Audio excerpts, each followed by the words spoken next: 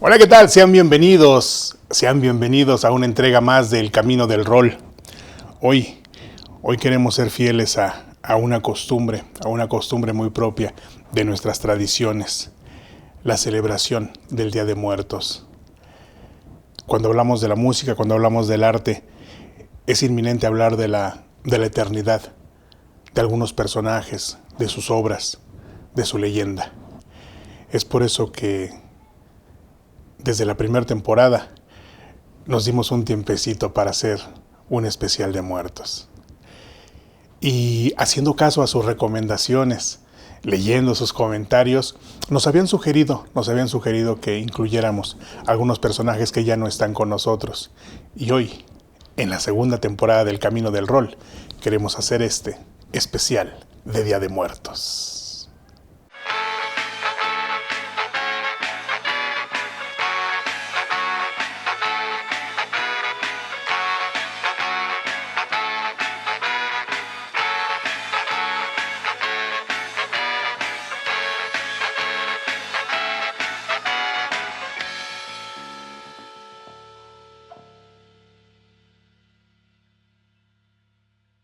De las leyendas que se forjaron dentro de nuestro rock nacional, lejos de estas grandes estrellas, de nuestros headliners, o de quienes tienen esos récords de ventas millonarias, de esos millones de visitas en plataformas digitales, tenemos una figura muy en particular, el profeta del nopal.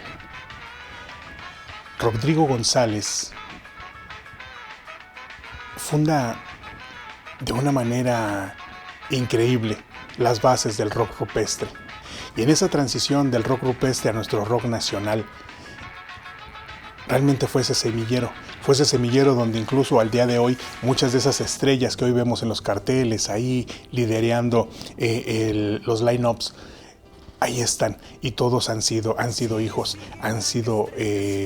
a partir de ese rock rupestre. Rodrigo González nace en los años 50, en Tampico, Tamaulipas, y este vivir entre la Huasteca le da esa particularidad de poder mezclar, ya propio de la edad, empezar a incursionar, a escuchar rock, a escuchar blues, pero también la parte tradicional de la música regional de la Huasteca tamaulipeca, pues sí le dio ese sentido muy particular. Él se viene para la Ciudad de México, él estudió algunas carreras y de la voz de él decía que estaba estudiando para ver en dónde podía encajar, siendo que parece que lo que más avanzado llegó era una carrera de psicología, pero la deja trunca por venir a seguir ese sueño de la música, y se viene para la Ciudad de México.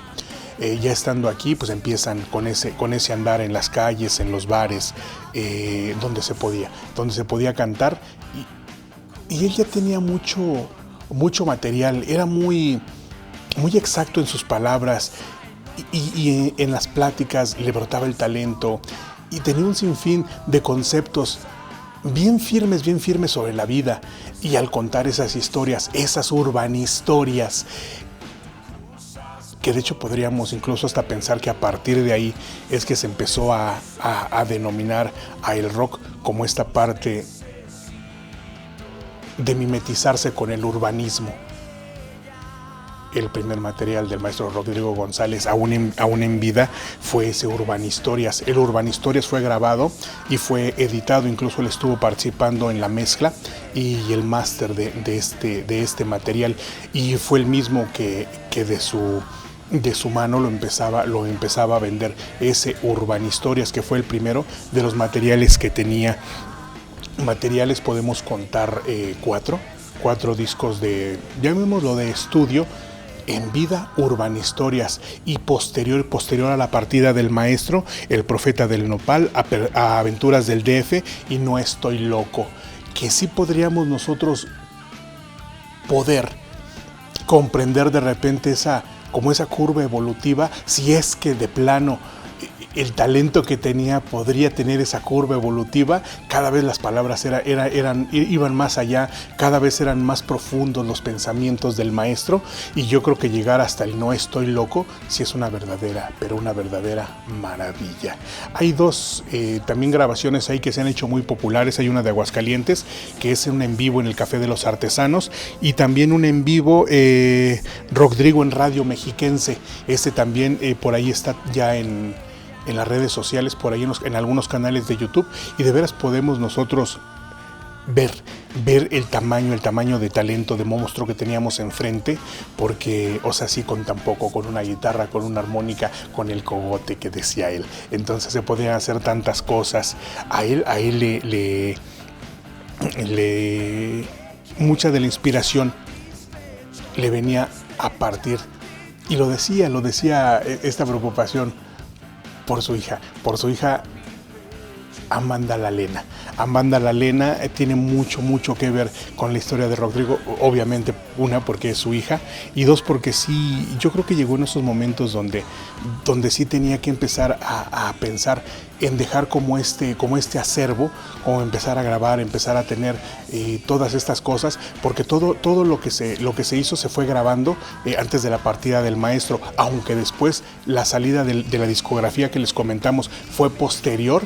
Sí, yo creo que es un punto de inflexión el haber sido padre. Incluso en el nombre de Amanda Lalena, Amanda por una canción de Víctor Jara, Lalena por una canción de Donovan. Entonces, sí, esta complejidad, esta simple complejidad de una vida maravillosa. Hay una reseña de José Acosta, periodista, un magnífico periodista del 1+1, donde hay una frase que a mí sí me hizo mucho. Cuando la leí, sí se me ha quedado muy grabada, y él dice que hablar del rock de Rodrigo González era un rock más complejo, crítico, inteligente y pero muy mexicano. Uno de los detalles importantes es acerca de la trascendencia del material. Una de las rolas del maestro, una de las más representativas, que también después se hizo un boom con otra banda aquí en nuestro país, es Metro Valderas. Y hay un detalle que siempre les he querido contar. Hace poquito hicimos un especial hacia Heavy Nopal, hacia Lo Más Prendido de Rodrigo González, un disco interpretado por Dama, donde viene el tema de Metro Valderas, de las propias palabras del maestro. Él escribió Metro Valderas, y uno de los puntos importantes, casi lo que él denominaba el éxtasis del tema, era cuando él hacía una referencia a Freud. Hablar de Freud y decir que solo es la experiencia que ha experimentado. Para él ese era el punto neurálgico del tema.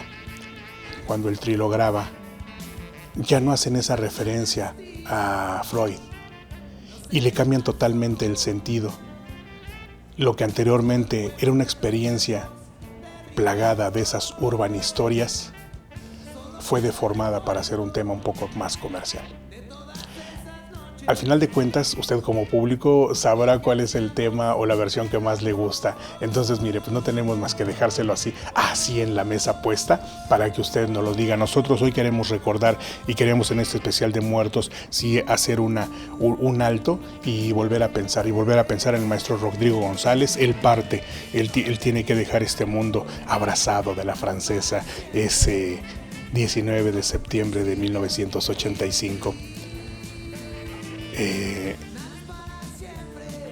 Incluso había una recurrencia que a veces te puede gustar, a veces no, y decían que él había partido por una sobredosis de concreto. Para el Profeta del Nopal, para esas urbanhistorias, ¿cómo no tener ese, no digamos fin, porque solamente fue una etapa, una transición, hablando totalmente de una ciudad?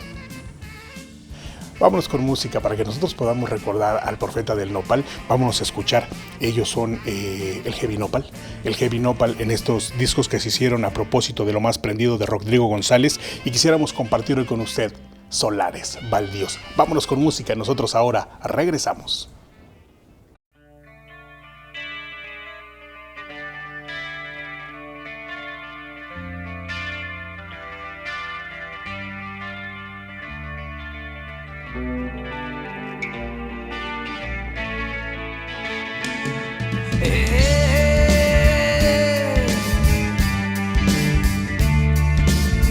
Ella estaba sentada en un jardín de sopor, sentada sobre la nada, viendo fantasmas de amor, con los dedos amarillos por los cigarrillos y excesos de ron. Cruzan mi mente solares, solares baldíos de amor.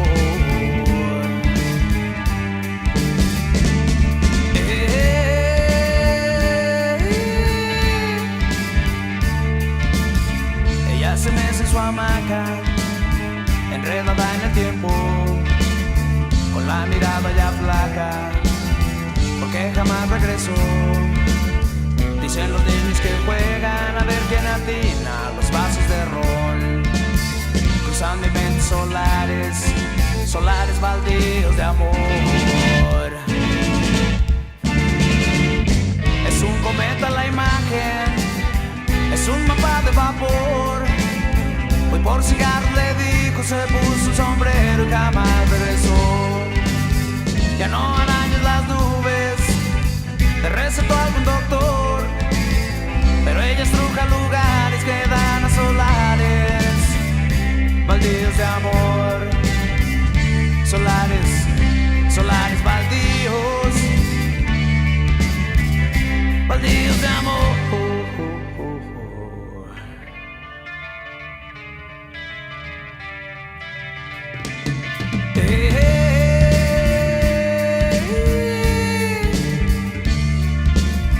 Vas a acudir al tendero, al policía y al dolor, pero de aquel paradero solo silencio encontró. Los días eran sospechas de algún enemigo con el odio a flor. Cruzan mi mente solares, solares baldíos de amor.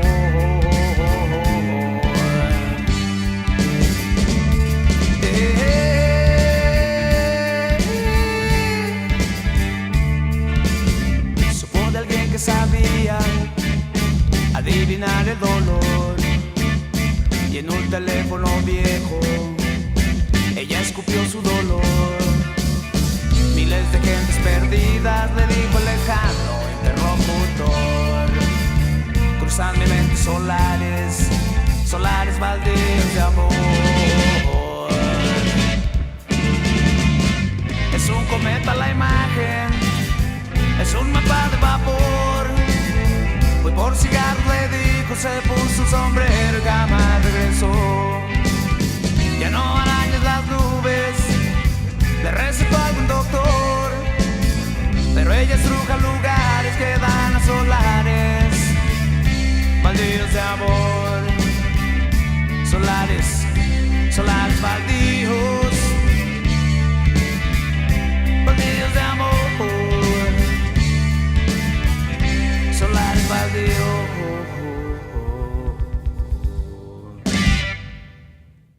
A propósito del haber presentado en la primera temporada este especial para estos maestros que aunque partieron físicamente, los recordamos todos los días. ¿Por qué? Porque sus obras están aquí, están más vivas que nunca en el catálogo de discos y cintas Denver, y particularmente yo sí los escucho mucho.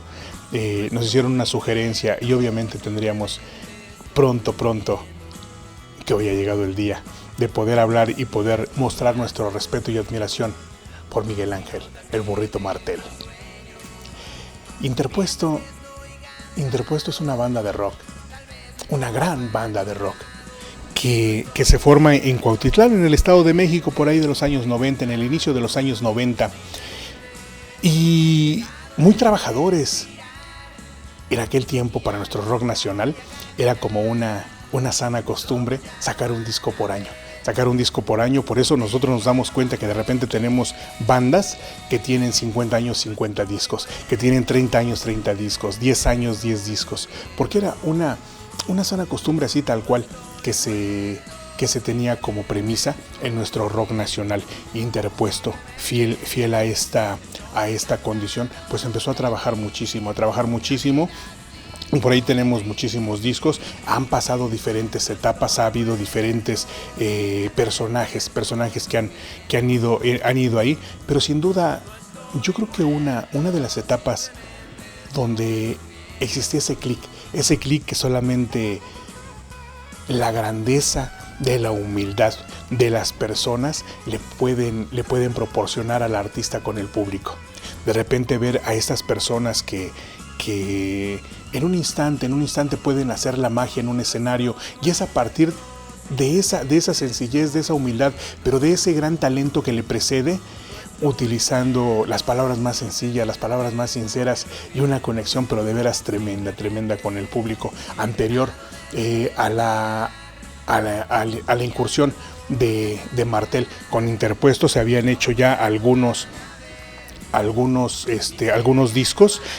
Teníamos un par de discos anteriores, que es Maestro de la Noche y Madre Soltera, de los años 91 y 92. Esto ya se hizo bajo el sello de Discos y Cintas Denver, y para el tercer disco, que es por ahí de finales del 92, porque el disco se estrena en 1993, Miguel Ángel Martel empieza a tomar las riendas de la voz. Él empieza a hacer la voz, empieza a ser ese frontman que tanto se necesitaba en Interpuesto.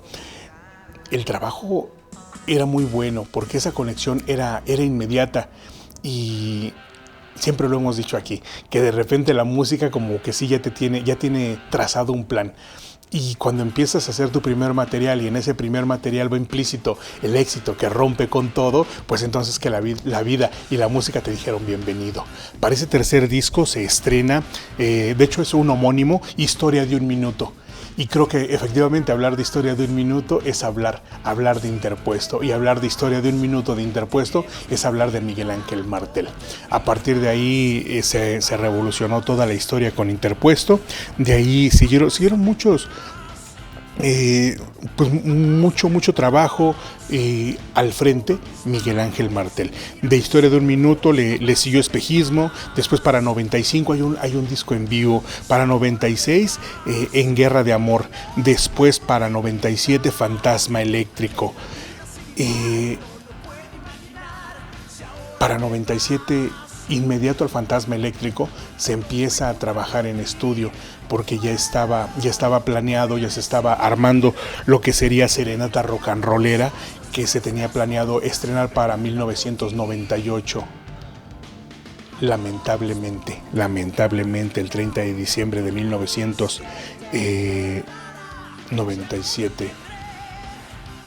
97-98, créame que no lo tengo así tan cierto. De lo que sí fue un 30 de diciembre cuando Miguel Ángel asiste a una entrevista a la ciudad de Cuernavaca, Morelos.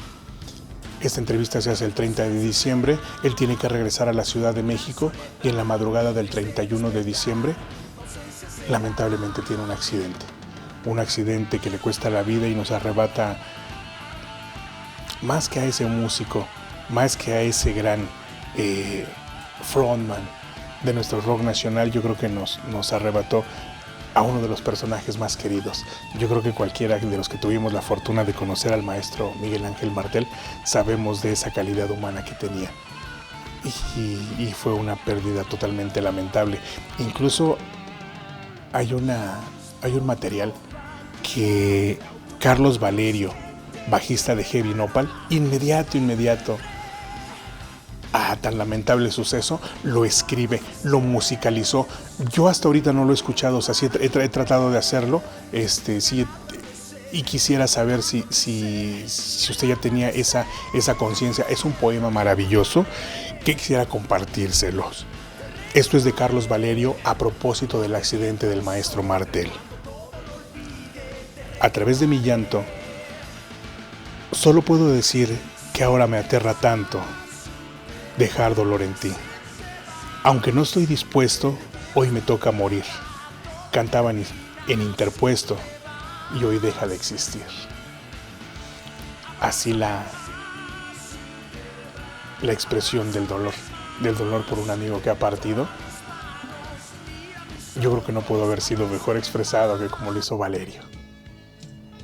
Y para recordar a Martel, así como se merece, con toda nuestra admiración y respeto, queremos escuchar este tema, que sí es eterno, porque incluso posterior a siempre fue la versión como más significativa.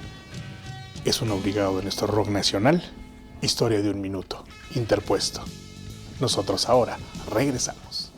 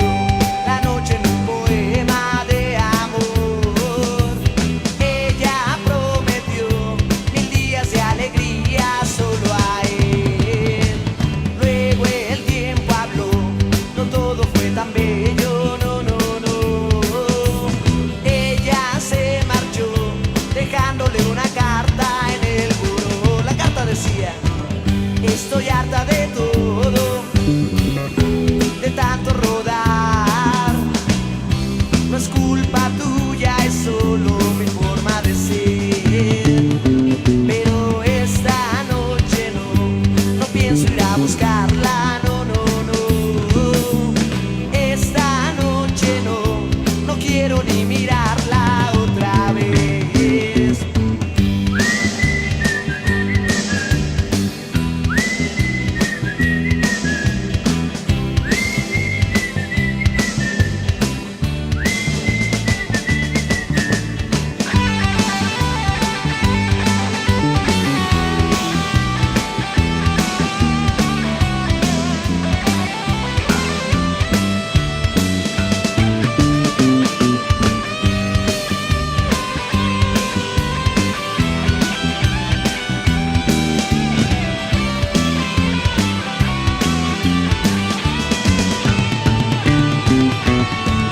Estoy harta de todo, de tanto rodar. No es culpa tuya, es solo mi forma de ser. Pero esta noche no pienso ir a buscarla, no. Esta noche no quiero ni mirarla otra vez.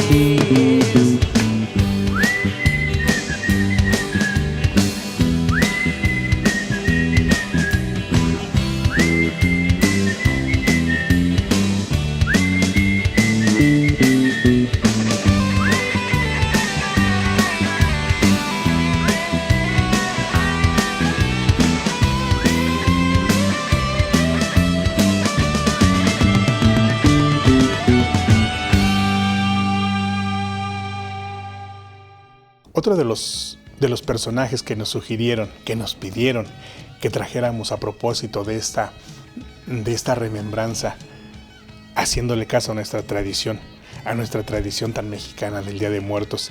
Y créanme que sí es cierto, o sea, efectivamente, mientras uno no los olvide, siempre estarán ahí, y mientras uno los traiga con ese recuerdo, al escuchar las canciones, al tener esa plática, al decir que los conocimos, al contar tantas historias, pues siempre estarán aquí, y ojalá de veras esto se pueda seguir conservando y nos dure esa eternidad que la música nos ha dado, ese poder robarle o ganarle esa batalla a la muerte. Uno de los personajes que nos pidieran que trajéramos a colación es Serafín Espinal, nuestro querido Serafín de Sam Sam. Él nace en los años 50 en Naucalpan, Estado de México, de una familia numerosa, en un barrio con mucha banda. Siempre estuvo rodeado de gente y siempre pareció una persona con muchas ganas de hacer las cosas, con muchas ganas de vivir la vida, y se encontró al rock. Para los 20 años de Serafín, a los 20 años, asiste asiste al Festival de Avándaro. Y creo que como a mucha gente a él le cambió la vida y se pudo asomar a ese mundo que representa ser rock and rollero, ser irreverente, buscar esa libertad que de repente solamente la música te da, la creación, la composición, el compromiso de la música. La música obviamente es una de las profesiones más celosas de tiempo, porque se le tiene que dedicar, se tiene que estar practicando. Y yo creo que a veces cuando la banda no tiene de repente como que el camino tan fácil, se va haciendo acreedora o poseedora de un estilo propio, a partir de esos elementos que lo rodean. En este caso, para el maestro Serafín, sus primeros acercamientos con la música, él ya tenía, antes de cumplir los 20 años, mucho antes de esos 20 años, en la secundaria ya tenía acercamientos con la música, con un grupo tropical, y por ahí de repente tuvo unas incursiones en este grupo tocando el güiro. Tocando el güiro fue como él empezó a conocer el escenario, fue como empezó a conocer esta integración con la música, y de ahí siempre tuvo amigos, siempre se empezó a rodear de gente que le empezó a dedicar tiempo para enseñarle composición, para enseñarle la guitarra, y de repente sí era de esperarse tener ese boom, porque también una de las características del buen Serafín era ese gran corazón, era ese carisma de persona, porque incluso una vez formada la banda Sam Sam, lo podríamos ver compartiendo escenario con diferentes géneros que podían ir del ska al punk, del metal a lo que me diga. Y toda la banda lo recibía bien. De hecho, los diferentes públicos en esta mezcla, en este intercambio de públicos, siempre le fue, pero de veras le fue muy, muy bien. La primera banda del maestro Serafín fue la Tía Petra. La Tía Petra fue el antecedente a lo que hoy conocemos como Sam Sam. Vicentito, nuestro Vicentito, tuvo a bien tener ese acercamiento entre Serafín y Discos y Cintas Denver, por ahí en una tocada en el Gallinero. Entonces de ahí se empezó a gestar toda esta historia, y uno de los puntos de inflexión para conocer o entender la historia de Sam Sam, sin duda puede ser el Cabañas. El Cabañas, ya con el material ya ensayado de su primer disco, El Reo, yo creo que fue una de las presentaciones primeritas con un numeroso público, donde ya podían tener esta exposición que tanto deseaban. Incluso de palabras del maestro, contaba que justo en esa tocada del Cabañas estuvo a punto de tirar la toalla, de no subirse. Esos nervios, ese temor, ese enfrentarte al público, lo invadió, pero así segundos antes de subir a la tarima. Se arma de valor y tenemos esta historia tan maravillosa que se llama Sam Sam.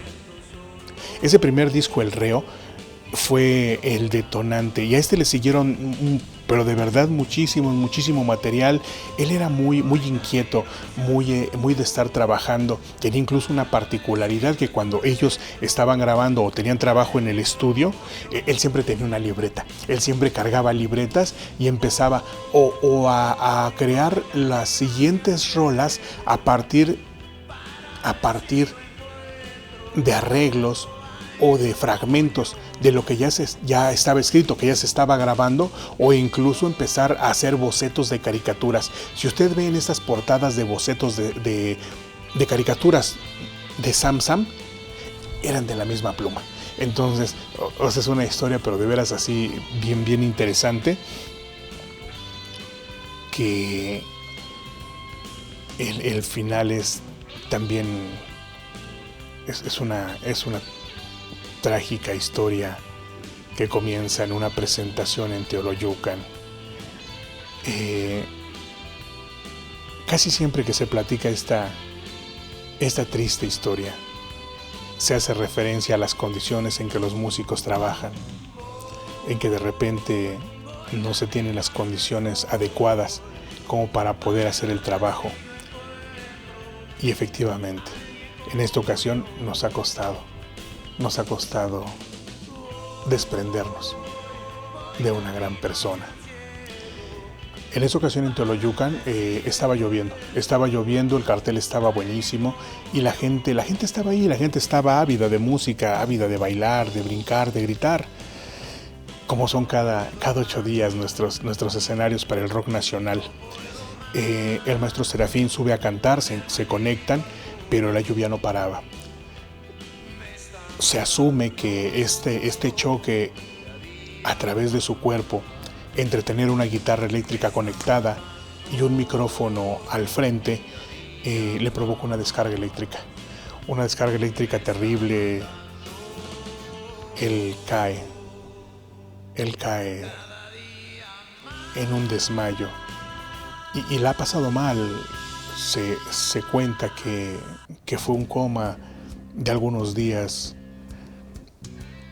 y dentro de esa historia de ese coma que se empieza a recuperar, porque inmediatamente lo llevan a un hospital, hay un parte médico donde se dice que el maestro por unos instantes murió y regresó como los grandes, y se lo llevan al hospital y sigue ahí mal. No lo pudieron reanimar inmediatamente. Fueron ahí 3-4 días bastante difíciles. Posterior a eso, el maestro contaba de un personaje, y desde esos personajes que son como parte de un mito. Habla de alguien de Oaxaca que estaba en el hospital y que lo pudo auxiliar a propósito de rituales y de cosas que tienen que ver con la metafísica. En entrevista, el maestro decía que no tenía el nombre de esta persona, y era algo que le dolía muchísimo, porque aunque el agradecimiento fue inmenso, y de verdad pues nosotros le agradecemos tanto. Sí existe este personaje. Ojalá de verdad en algún momento alguien nos pudiera decir quién es, para poderle darle ese reconocimiento, porque el maestro Serafín hablaba de esta persona como la persona que fue la que le ayudó a recuperar esa integridad física, esta salud que tanto necesitaba. Y así comenzaron algunos años difíciles. De hecho, a partir de ahí se considera que él empieza a sufrir el mal del Parkinson. Este Parkinson que lo fue acompañando hasta siempre. Incluso hay una última presentación de la banda que fue por ahí el 1 de mayo de 2016 en Los Monstruos del Rock. En Los Monstruos del Rock, donde ya el maestro solamente pudo ver a su banda sentado en una silla. Ya lamentablemente no pudo como tal participar de eso, y es de verdad una pena. Empezando el año del año de 2017, pero así recién iniciado, el primer día del año 2017, el maestro tiene que partir. Nos dejó muchísimas rolas, muchísimos temas. Hablar de Sam Sam es un estilo muy peculiar, es un estilo muy propio, es un estilo que rompió y que esos paradigmas de los públicos, que unificaba públicos, y que todos los que tuvimos la oportunidad de tenerlo cerquita sabíamos que realmente si cabe la expresión que era un pan de Dios. Yo creo que Serafín era un pan de Dios. Era un pan de Dios porque era una persona chingona, era una persona bien agradable, era una persona que siempre estaba dispuesta a tenderte la mano. Y hoy así queremos recordar al maestro Serafín de Sam Sam con el reo. Vámonos con música, nosotros ahora regresamos.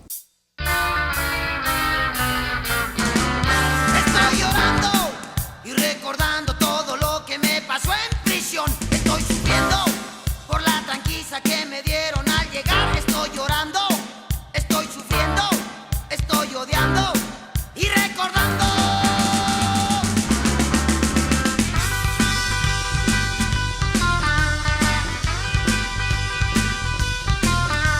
En todos los periódicos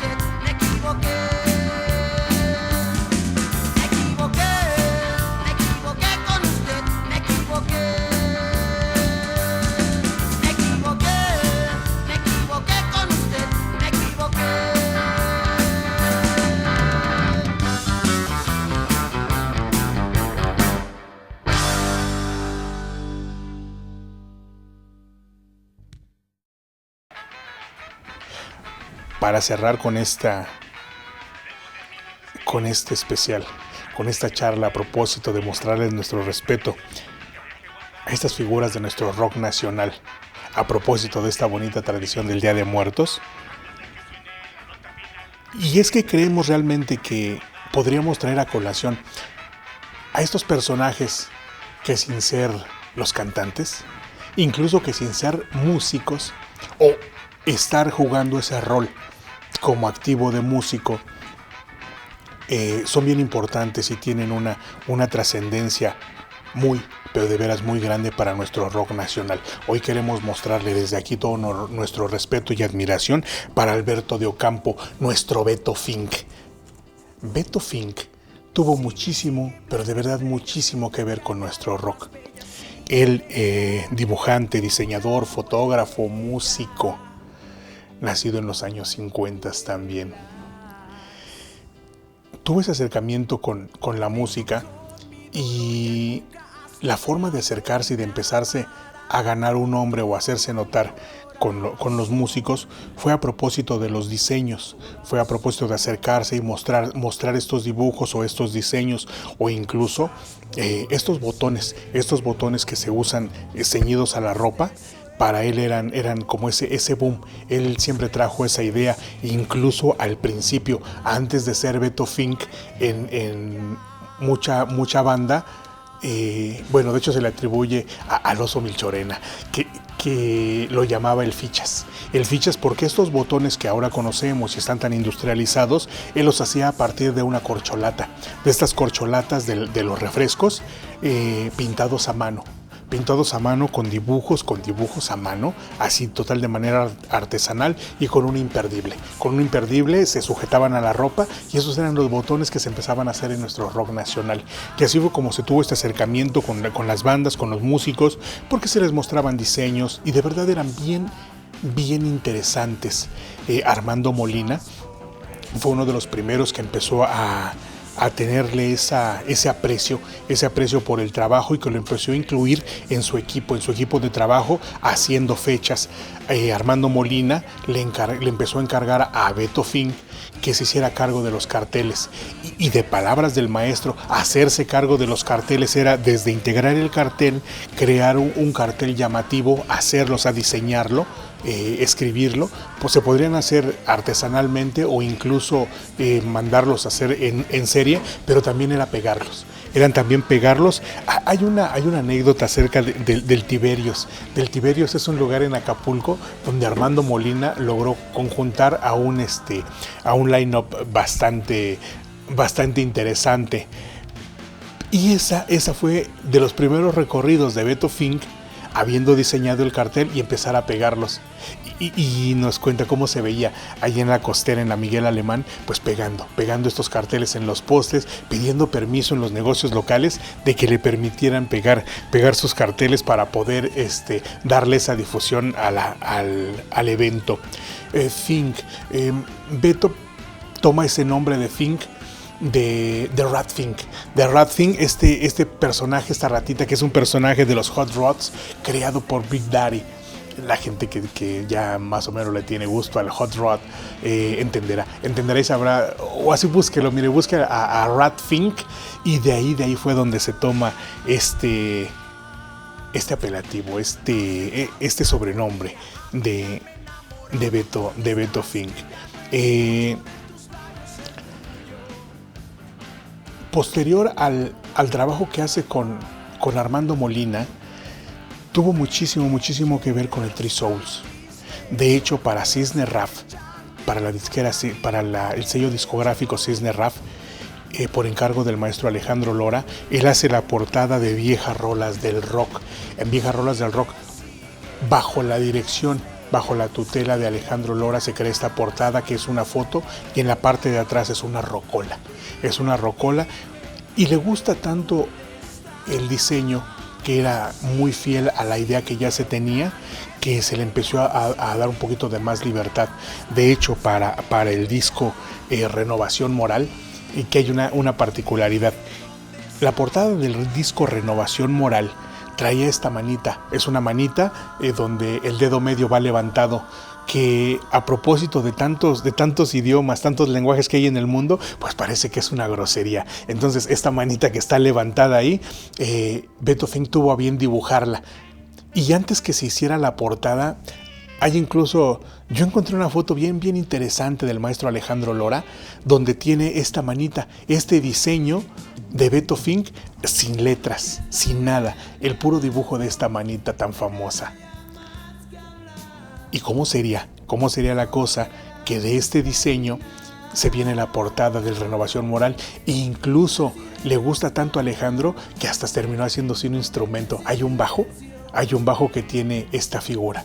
Entonces, este es muy conocido, sí no creo que nadie de la gente que nos gusta el rock nacional no hayamos visto alguna vez este bajo tan característico del maestro Alejandro Lora.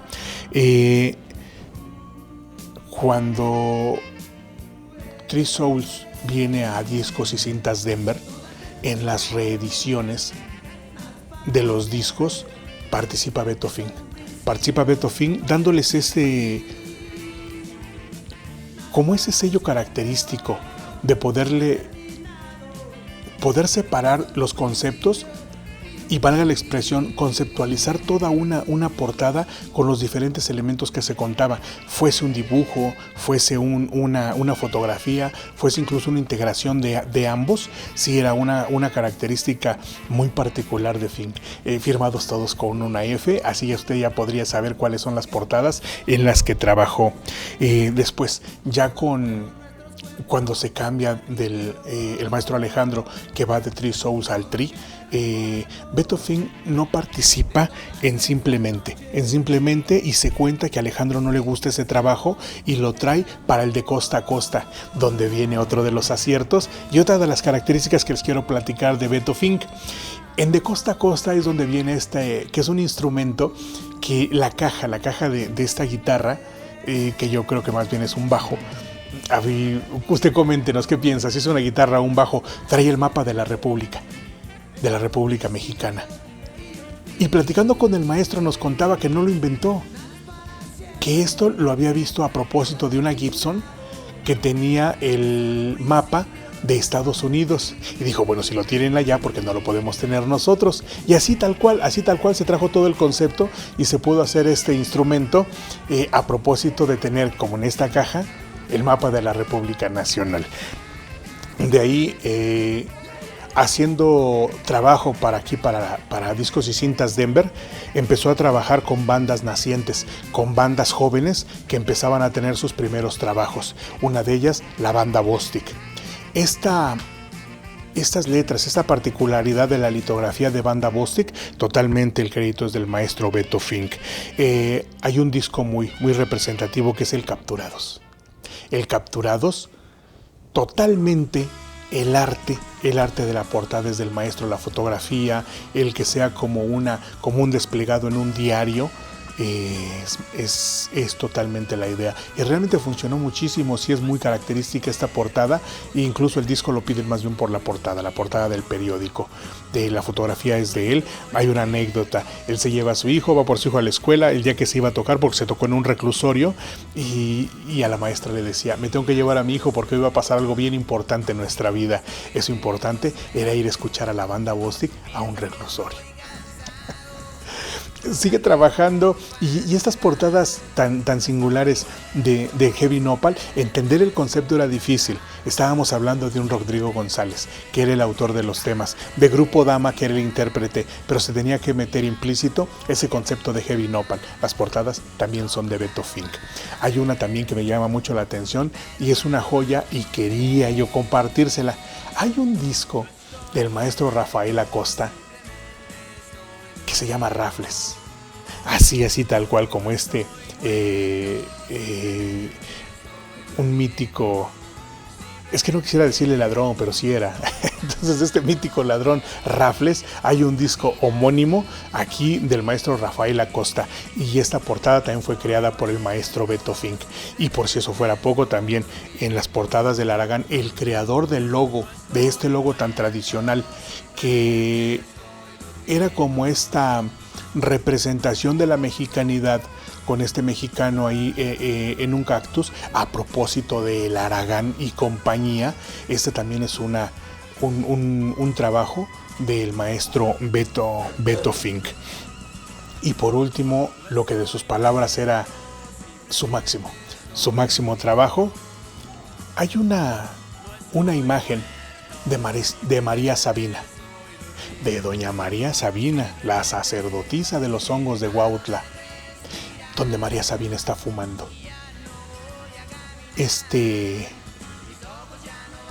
tino es de Beto Fink, a propósito de un reportaje de la revista Alarma, donde sacan esta fotografía. La fotografía no es del maestro Beto Fink, él siempre lo aclaró.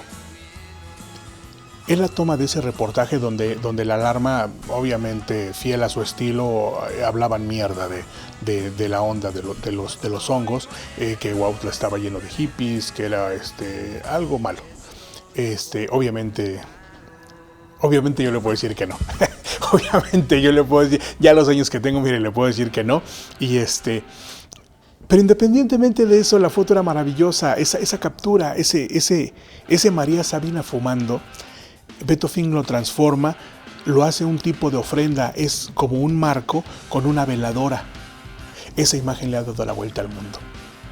De palabras del maestro Beto Fink, se tuvo una negociación con el Alarma. Alarma jamás dio el nombre o jamás le dio el crédito al fotógrafo. Entonces también sería como que de esas historias inconclusas, porque nos encantaría saber quién fue el autor de tan tremenda foto. Pero así como tal, creo que Beto Fink jamás tuvo empacho de contar la verdad de las cosas, cómo se había traído ese apelativo de Rat Fink, cómo se había chutado también lo de la caja de esta guitarra con la República Mexicana a propósito de una Gibson, y como también utilizó y tuvo el latino de como diseñador darle ese tiempo exacto. Y aquí en Discos y Cintas Denver se crearon muchas playeras. Muchas playeras de estas sin querer se le dio esa difusión, porque hay algunas portadas de los discos o contraportadas de los discos donde los músicos están utilizando esta playera, y de ahí, mire, boom, se ha hecho, yo creo que es una de las imágenes de María Sabina que ha recorrido el mundo entero. Por eso, y por miles de detalles que nos tardaríamos toda una vida en contarle, es que le quisimos traer hoy a colación, aquí a propósito de nuestra tradición del especial de Día de Muertos, y recordar al maestro Beto Fink. El maestro Beto Fink se nos fue el 13 de febrero de 2023. Y con él se nos fue un cúmulo de ideas, se nos fue una persona que le podíamos contar las cosas y las veía él materializadas. Esa rapidez para entender los conceptos y poder realizarlos tan fiel a como se le pedían, a como se le platicaban, y ese ir de un éxito tras otro es lo que hace eterno y maravilloso al maestro Beto Fink. Y hoy queremos recordarlo con música, porque no podíamos cerrar de otra manera más que con música. Él fue músico, y en Capturados, en este disco de la banda Bostik, hay una colaboración. El tema se llama Maribel, y Beto Fink, fiel a ese vivir la vida, tomando de aquí, tomando de allá, pero haciendo un estilo propio, tuvo a bien ponerse un seudónimo, el Capitán Griphardt. Si usted tiene el disco de Capturados, usted va a ver que en el lado 2, donde está el tema de Maribel, por ahí vienen algunos asteriscos, y si se va a la información del disco, está interpretado por el Capitán Griphardt. Griphardt es nuestro Beto Fink. Nosotros queremos despedirnos, de verdad, muchísimas gracias, le agradecemos tanto el aguante, tanto el venir a acompañarnos. Nosotros estamos disfrutando muchísimo el hacer el camino del rol, y de verdad nos satisface mucho, nos da mucha alegría poder leer sus mensajes. hoy queríamos traer esta recopilación y ojalá se nos haga una tradición eterna, poder darles este espacio, este homenaje, este pequeñito homenaje. Nosotros no somos nadie, pero dentro de esa intención así pequeñita de poder hacer que nuestras figuras, de que nuestros personajes de nuestro rock nacional no se mueran nunca. Vámonos con música y nos vemos aquí la próxima semana en el Camino del Rol, porque en el Camino del Rol andamos todos. ¡Viva la música! Unión, salud y libertad. ¡Yeah! Tal vez ustedes conozcan a la tal Maribel. Andaba por los cabos y por el sur también. No maten las tocadas aquí en la ciudad. La arena va reventada, me la tuve que encontrar. La conocí en la banda cuando tocaba rock con unos que alucinaban, que eran los Rolling Stones. Oh Mari, yo no sé cómo fue que una tarde lluviosa entramos a un hotel. Oh Mari, oh Maribel, vamos a hacer el amor oyendo rock and roll. Cuando quieres sexo le avientan un sermón y le dicen que es malo para el corazón, que no fume hierba, tampoco tome alcohol. Si a ella le fascina su trago con un joint. ¡Eh!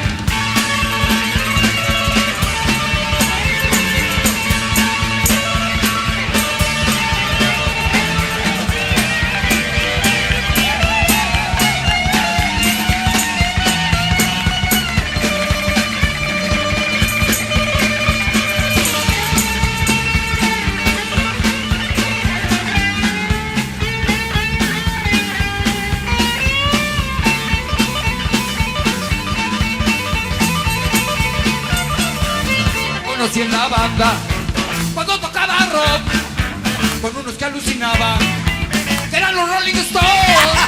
Oh Mari, yo no sé cómo fue que una tarde lluviosa entramos a un hotel. Oh Mari, oh Maribel, vamos a hacer el amor oyendo rock and roll. Contra el rock and roll en Philadelphia, PA. Living in Harlem, Texas, around Frisco Bay. I love in St. Louis, way down in New Orleans. All the guys wanna dance with Sweet Little 16.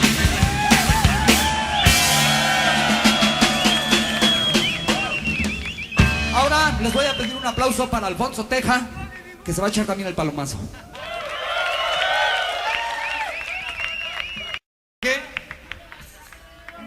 Me invitaron los muchachos a recordar los tiempos buenos y les vamos a ofrecer el primer rock and roll que me volvió loco con esta música.